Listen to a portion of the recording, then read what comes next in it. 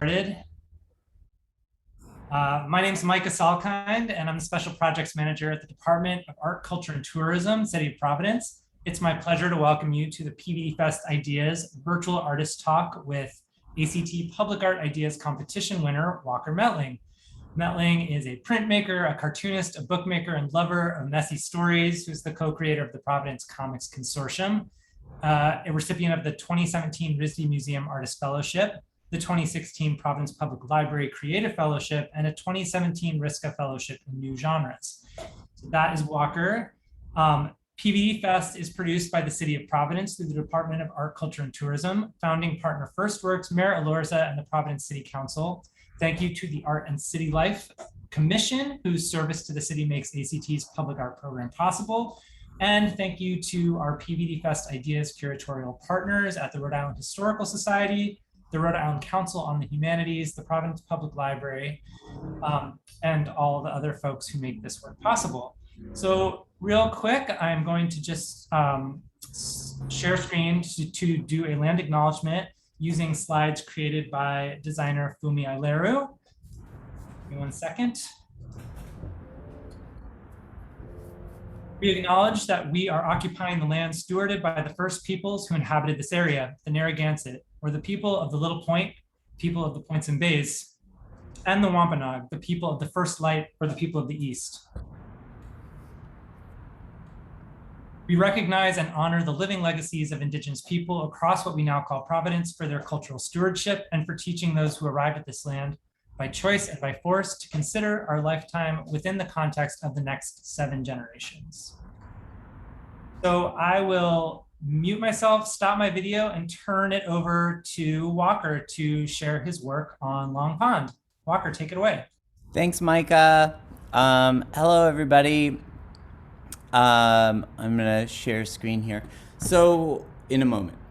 So I have been focused on Long Pond, which I'm gonna read and show some of the newspaper artifacts that went into the research as I was digging for Long Pond. I'm going to show you some quick slides, and then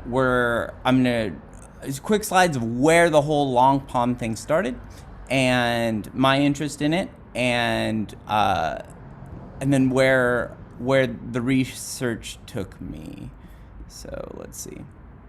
So while I was working on a book project at Knight Memorial Library, digging around in their stacks, a big beautiful library in Elmwood, I came upon some really old maps, 19th century maps that showed Long Pond. A huge pond that's completely gone now. So here's a picture of me screen printing with some kids at the library. Let me see. Okay, and so these were for like these were for Instagram, so their faces are blotted out. I think I blotted out my face in solidarity. And so we were screen printing Knight Memorial Library. But then you can see on that tote bag in the middle, we were also screen printing the map of Long Pond that we found as well. This is a map that I made that overlays the historical outline of Long Pond over the modern Google map, both maps on top of each other. This is a banner that I made for my first Long Pond talk. And then this is the spread from the Knight Memorial book that just acknowledged that old map and the beginning of my interest in Long Pond. Let's see. Sorry, this is, nope. Here we go. Let's see if I can do this. So here's some pictures that have to do, did that work? Yeah. So next Friday, September 10th, gonna have a live screen printing event where we're gonna do some shirts at the Long Pond mural. These are some of my original drawings that I did for my proposal to ACT to do a historical map and a modern map of Long Pond. I made a newspaper that went along with it. Yesterday, in the Price Right parking lot, a guy came up to me. I was moving his cart for him, and he kind of cornered me in a Jesus newspaper situation where he really wanted to give me his Jesus newspaper, and I was like, I have a newspaper for you, sir. So it was kind of great to have a Long Pond newspaper to let him set his piece, but then I was like, I want to tell you about something that I'm excited about, which was Long Pond. And that was the original drawing. It's a little different, but not too different. And then, let's see, we're just gonna burn through these original process photos. So this is the only photograph that I found of Long Pond, and this is me tracing it, doing like a tracing for the newspaper. Haven't figured out where in Long Pond this would have been, like where on the modern map this would have taken place. This was the spread of images in the newspaper of tracing the thematics that came from the research that I did in the Providence Journal. This was a photograph I took of Spectacle Pond, which is down over by Home Depot on the Cranston line, close to Mashapog Pond. Long Pond would have had a steeper steeper lip into the water, but I used it as a model for my imagining of what Long Pond would have looked like. And here's some photos of the mural process. I'll go through these really quick. So I did them in a really tiny room at AJ Land over a few months after I finished the newspaper, and sent it off to be printed. You can get a free newspaper and a free t-shirt next Friday, September 10th, at the West End Rec Center, where we're going to have a live screen printing event from 3 p.m. to 5 p.m. And so this was the kind of slow, but actually not as slow as it feels in my memory process of making the mural in panels that were then, we'll get there right now, that will get bolted to, oh, well, I'll show you those later. These are the original maps, the old fire maps. Up in the right-hand corner is the bottom of Long Pond, and in the bottom left corner is Benedict Pond. It lasted another 30 years after Long Pond did. That might be sort of incorrect. It lasted until 1915-ish. And here is the map that has the most of Long Pond in it. And I feel like this is an 1875 or 1885 map. And this is a pretty cool map. This is an earlier map, the Cushing and Walling map. I feel like it's maybe even in the 1840s, but you can see that Long Pond, you can see in the bottom left quadrant, there's the blue and pink horizontal line. Well, Long Pond is right there, and that was the Cranston border. It was on the Cranston side of the Cranston border until gerrymandering led to Cranston felt there was too many Catholic voters in that area, so they ceded that part of Cranston to Providence. And let's see. Okay, I am going to unshare screen and then reshare screen with my actual with my actual slides. All right, so going through all the newspapers was a total fixation research project for me. I had access to someone's login for the news bank program, which is very badly scanned microfiche of old newspapers. But I used Long Pond as my search term from 1823, when the Providence Journal started, until the 19 teens and 20s, when Long Pond was completely filled in, and they were just writing holiday nostalgia stories. And I can't see it right now, but if you have any comments or questions throughout, go ahead and put them in the chat, and we can do them at the end. So I am going to. All right. So I'm going to read a few different parts. So this is from 1922.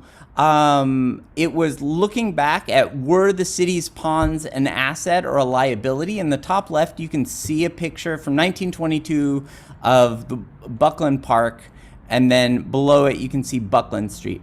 But as I was combing through all these newspapers, basically the way I was thinking about it, if I was thinking about it, was I was just looking for little strands here and there. So even if a story wasn't specifically about Long Pond, but it referenced Long Pond, there was little threads of ideas everywhere that I could slowly grab and put together, and I could research those things and see what else I could find. But so, Long Pond next to go. About the center of the pond were points of land that jutted out towards each other, and it was near the one on the east shore that the rite of baptism was every summer observed by several of the churches adhering to the doctrine of immersion. Long Pond was the favorite skating place for the people of both sides of the city because it was easily reached. In summertime, it was a great fishing place for big pickerel, as well as the ordinary kind of smaller fish being caught in good numbers. It was frequented by bathers who were perfectly safe at either of the two promontories, for the bottom was sandy and the water shallow. To the south of these points, the pond was fed with cold springs, and several drowning accidents resulted from attempts to swim from shore to shore, one of which involved the loss of life of the son of Jabez Gorham, who was the silver magnate, the silver factory owner. 50 years or so ago, so that would be like the 1870s. The filling in of the pond was begun, and today broad streets and fine building sites and the Bucklin Playground mark its former site. The filling in program proceeded painfully slow, and the pond was little less than a noisome dump, therefore a neighborhood nuisance, until the city took a hand at the job, covered up the old junk, refuse, ash piles, and closed in the last stretch, covering the whole with clean earth. The last of the filling was done prior to 1891, as in that year the Dexter Street sewer was built. Not until quite a while after that, however, was the area graded by the city and the Bucklin Playground provided for. So it says it was filled in 1891, but we had drownings in Long Pond until the 1910s, so it wasn't completely filled in. When you see pages like this, these are ones that I won't bore you with, but the Dexter extension, they just mentioned Jabez Gorham, owner of the Gorham Silver Factory. He was a big proponent of them putting in Dexter Street because Elmwood, at the time it was Greenwich Street, was way too congested, and so they wanted a faster horse-driven road that could go straight to Gorham and bypass Elmwood. Dog cemetery. So there's weird things like this that you can just get a weird sense of place. These are the cool little newspaper poems that just give you a sense of what the Elmwood neighborhood was like back in the day. The principal canine cemetery is at the Long Pond dumping ground. Here the victims are consigned to the earth. A little hole is dug. Into it the remains are cast. By and by a city team comes along with a load to be dumped, and it is emptied in the little hole. That is all. So we're going alphabetically by the sections that I kind of found in like the images. There was, in other talks that I've given, I focused on the drownings, and they're just horrible because they eulogize, and they're very nice, but they're horrible in terms of like the feelings that you kind of carry around, because it's mostly children or people who are inebriated that got written up in the newspaper for drownings in the late 18s and early 1900s in Long Pond. All right, Long Pond dump. Here's just a few little tastes of what was going on as Long Pond became a dump. The city, people just started dumping there, and then the city tried to put the brakes on. They couldn't put the brakes on, so they made it the official dump. A resolution was adopted to station a man at the northerly end of Long Pond to cover immediately all offensive matters dumped there, and to direct such dumping in the proposed line of Dexter Street.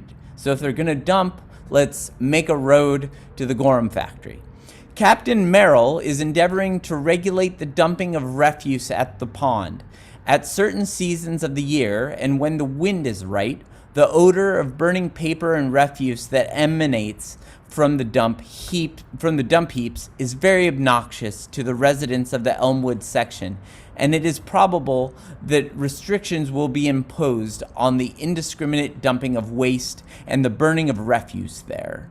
And that's 1906. So they're saying Long Pond is gone, but they're still referring to it as the pond. Fish. Frank Eddy secured 51 pickerel in Long Pond yesterday, including one that weighed 4 pounds and 10 ounces. Officer Vaughn was fishing at Long Pond. He drew from the water a handsome white perch, 14.5 inches long and weighing within 1 ounce of 2 pounds. In former years, white perch were quite abundant in Long Pond, but of late they have been scarce, and it is very seldom that one is caught as large as that hooked by Officer Vaughn. This is a sad one that I'm going to skip past a little bit, but there are a lot of bodies found at Long Pond, but there are a lot of children bodies, and in some of the articles, it's clear that child mortality and different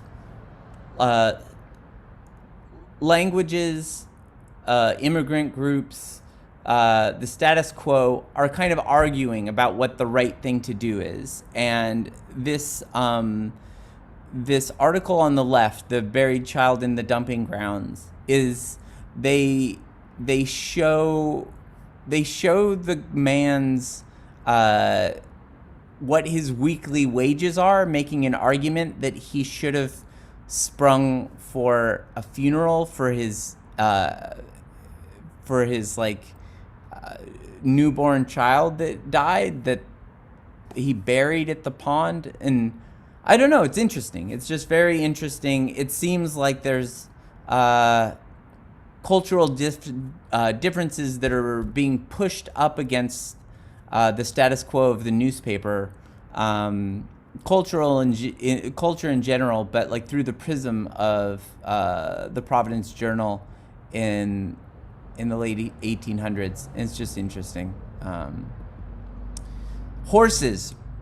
So when I was proposing this project, I had already been talking up all the stories I had found. So we're just going to hit a bunch of horse stories. Spaka Sama was one of the people on the juries and was like, wait, didn't you tell me there's a lot of horses in Long Pond? Talk about the horses. So we, in the Q&A for the proposal, we did talk about the horses. So backed into the pond, a horse attached to a heavy wagon backed off the dump on Dexter Street into Long Pond Thursday evening. The driver was thrown from the wagon but was not seriously hurt. He cut the harness with a knife and saved the horse from drowning.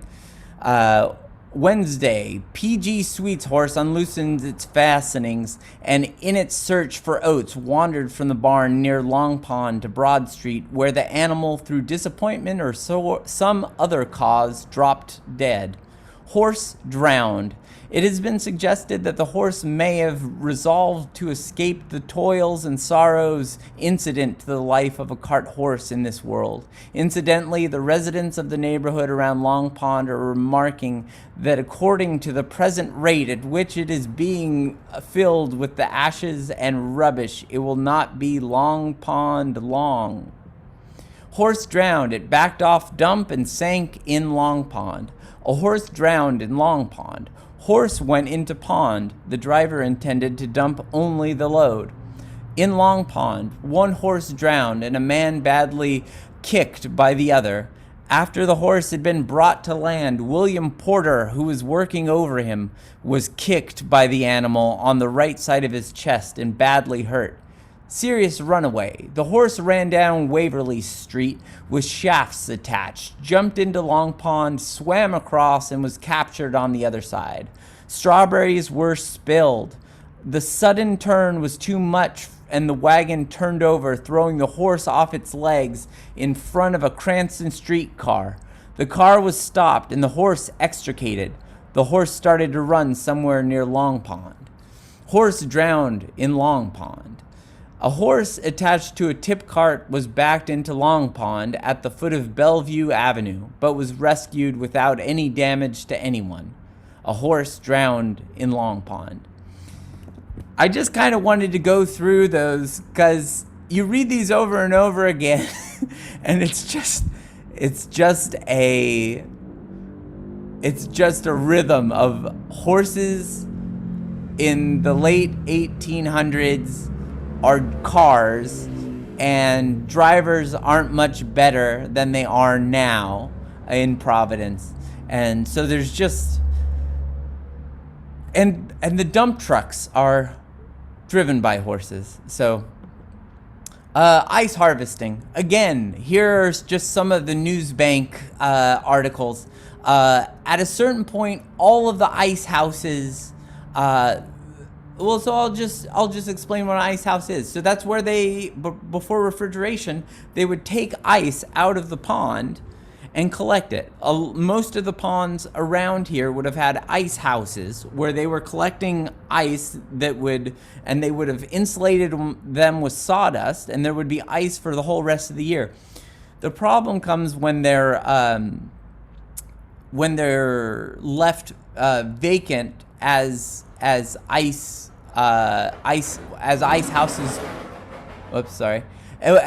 houses fall out of fashion, and then they one after another they just get caught on fire. And as we'll see later on, lots of children are usually to blame for the fires. They're usually to blame for most things in the newspaper, and I have no reason to doubt or not. Mysteries. So there was lots of mysteries and in the newspaper, and I boiled them down into these three to share with you. Officer Gifford of Station 4 Tuesday afternoon discovered and extinguished a fire in a building on the dump at Long Pond. The fire was probably set by boys. was not set afire. Investigation has shown that there was no truth in the rumor that Mrs. Kate Connors, who died at the hospital from burns received at the Long Pond dump, was set afire by a mischievous boy. When I read this one, it took me a second to understand it, but I really like it. A wire-jointed skeleton. Sunday afternoon, a citizen discovered a portion of a human skeleton jointed with wire in the dump at Long Pond, near Cromwell Street, and a large crowd gathered around the spot. It had doubtless been in the possession of a physician who had no further use for it and buried it there. Nudity. So nudity becomes a problem. John H. Hayes was fined $2 and costs in the same court for bathing in Long Pond without being properly clothed. A boy named James Daly was arrested yesterday noon for bathing in Long Pond without sufficient clothing and taken to the Knight Street station. The bottom, I'll read you just a snippet from, but it was from a volley of editorials that came out about the problem of people not having a place to bathe, specifically teenage boys not having proper places to bathe prior to indoor plumbing. A plea for the boys. They read in glowing terms of the benefits of the bath, etc., and yet they are told that they mustn't wash unless it be at home, which only a portion of the boys have facilities for doing, except for an hour after sundown or an hour before sunrise, or with their clothes on, or a sticky wet rag hanging to them. If they disobey these mandates of the first part, they run the risk of sickness or of ungodliness, and of the second part, they risk arrest and confinement in the police stations, as was the case with a boy only last Sunday who went in swimming in Long Pond. So all over town, this becomes a problem. Benedict Pond, the trains go by, and so there's lots of complaints from people on the trains about teenage boys who are bathing nude in Benedict Pond. So the city's trying to go around and arrest and fine bathing boys. Perkins. So the Perkins Sheet Iron Company was one of the first big industry players to use Long Pond. And so they made sheet iron, and they could use 100 gallons of water a minute and put it back dirty. I really liked this one. I cut it down from its original length, but it was just about a girl being saved or saving herself, because there's just so many articles about horses drowning or people drowning. But a plucky young woman, she did not waste her breath in hysterical screaming, but immediately set about attempting to draw herself out. The ice, however, gave way as soon as she put her weight upon it, and abandoning that way, she sent her companion hurrying to the other part of the pond where some skaters yet remained. While help was coming, she stopped struggling and held her head above the water by resting her chin upon the thin edge of the ice. She was chilled to the bone, but nevertheless, when the rescuing party arrived, she was the calmest of them all, and in fact directed their movements. Twice a rope which was thrown to her was broken, and finally she sent one of the party to pull off some of the stakes from a new fence that was being built nearby, and by the aid of these, she was hauled out of the water. She was able to walk home, although when she arrived, her clothes were frozen stiff about her. She was about the next day as usual, and has evidently not yet experienced any ill effects from her cold plunge. Skating. So there's a ton of articles about skating. There's basically skating reports just saying how firm the ice is on Long Pond, on Mashapog.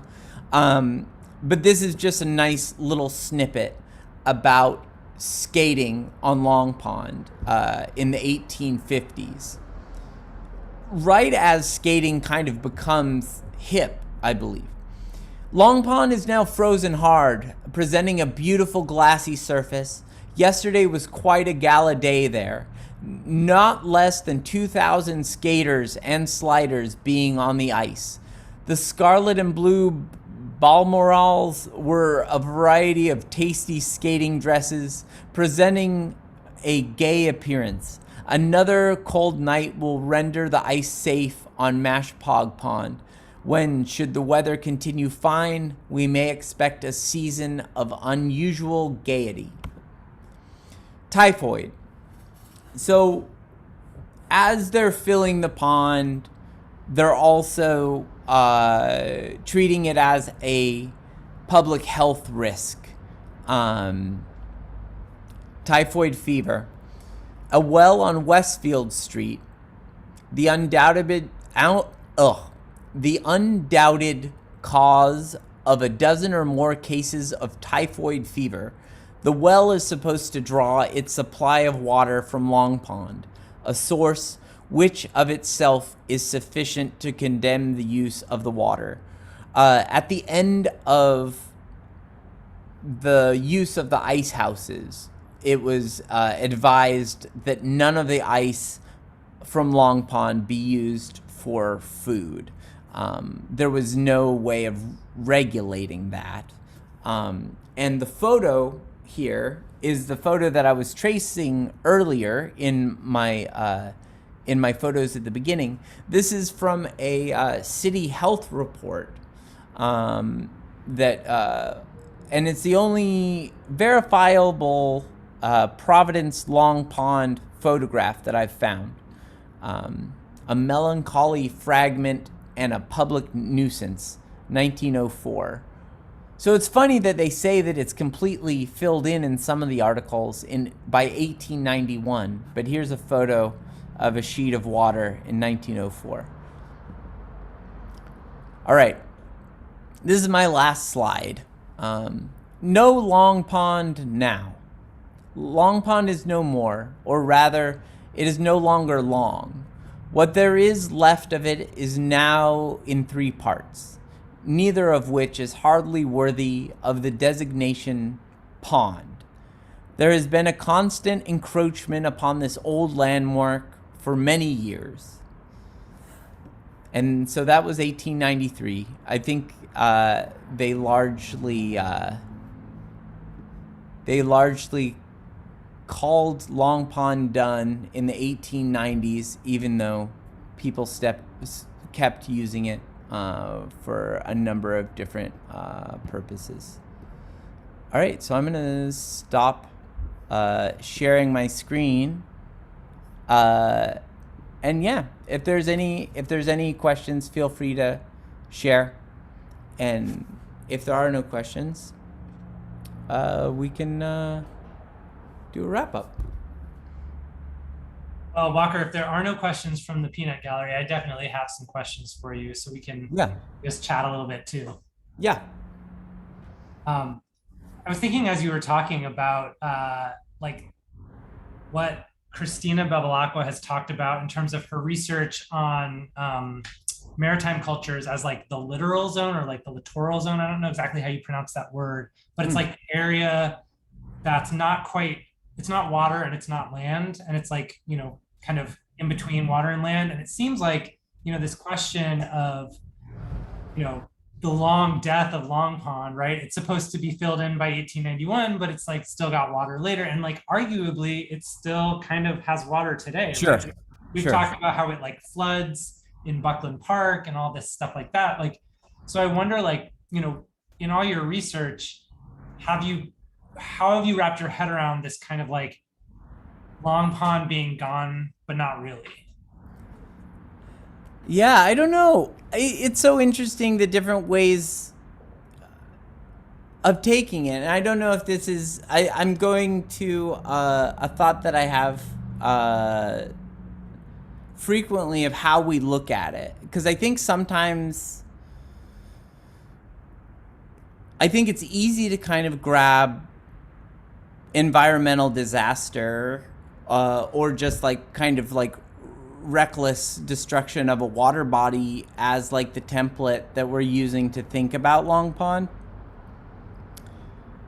And I think hanging out at the West End Rec Center and Bucklin Park and the general area, like, I think about it differently, which I know that I'm not answering your question exactly, but the way that I think it's similar to the West End Rec Center putting Long Pond on like the football jerseys and stuff like that. Just that there is that in terms of a thing that's lost versus like an extra thing that we wouldn't have had if we had just like if we had forgotten it. Thinking of it as like learning about it and kind of learning about like these chunks of social of life that happened around Long Pond and in Long Pond, that there are these kind of extra things that we can actually dig up and I don't know, like, yeah, just that it doesn't necessarily have to be this bitter story of. It is disappointing that we don't have nice places to swim in Providence and New England industrial areas, right? But it's so cool to have it as a reference for what life was like then. Because I think it's so interesting.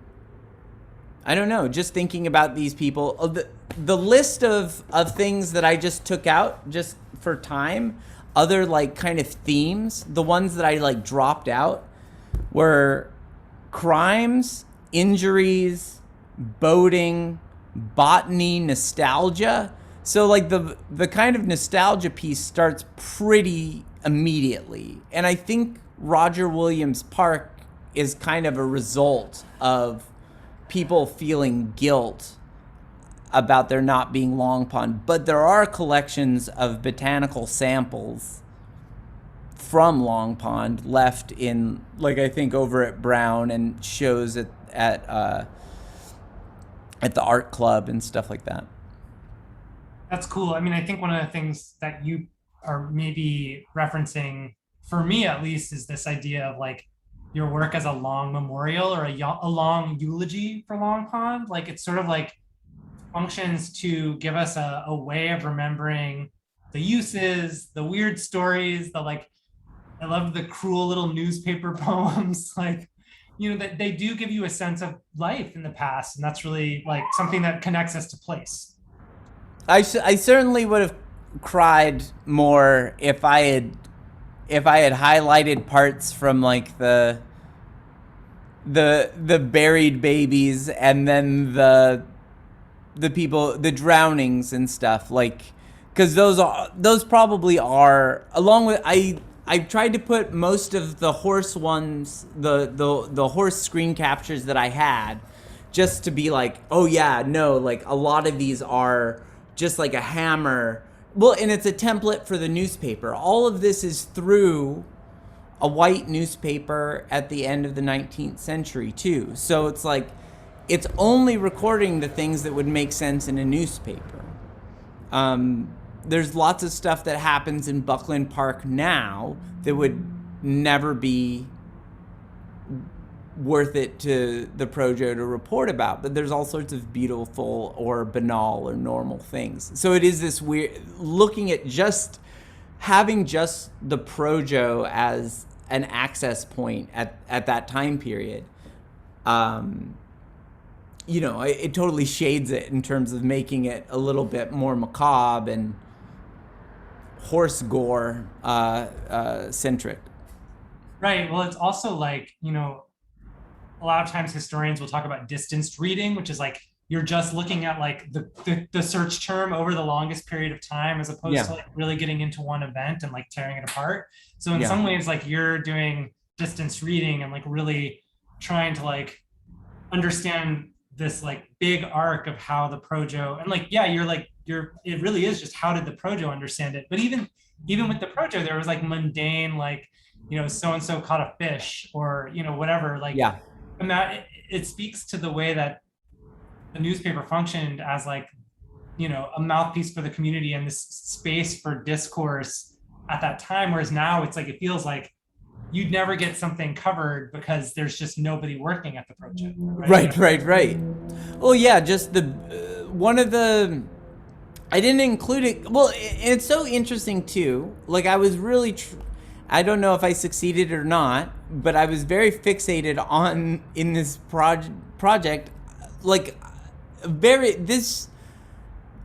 what I did tonight is really weird, I think, because I was sharing almost illegible newspaper articles, and however boring or not my sharing of that itself was edited down from just like extreme combing of things. There was another one that I kind of put in the mysteries category that really didn't have any sort of punchline. It was about like a reporter who wrote a very long article about skulking around at night around an abandoned butter factory on Dexter Street, trying to figure out what they were doing in there. And it only glancingly referenced Long Pond because it was right there. But very interesting, and interesting hints in it. Completely boring, and there's no punchline. Yeah, it's like, I mean, some of what you're doing is like the work of, I mean, almost like your art functions as a finding aid to other scholars that may want to know about urban ponds, or may want to know about, cultures of morality around, like the nudity thing is so fascinating, about this like kind of the rise of like these puritanical viewpoints about, what was appropriate in public, that also connected to like new hygienic like possibilities with what you could even do in terms of cleaning yourself in your own home, and then who was left out of that. So it's almost like your work could be a primary source for someone else now, right? Yeah. Well, I mean, even you just talking about the bathing, I think there's similar things around the dump. I think in terms of how people are using it, like I think policing the bathing, I'm sure that's different communities putting rules on other communities, especially if it's people who can bathe at home making rules for people who can't bathe at home. Similar things in terms of projecting on people who are, there's people who do not work for the Long Pond dump, but work at the Long Pond dump the same way people would today in like Brazil or India or something, collecting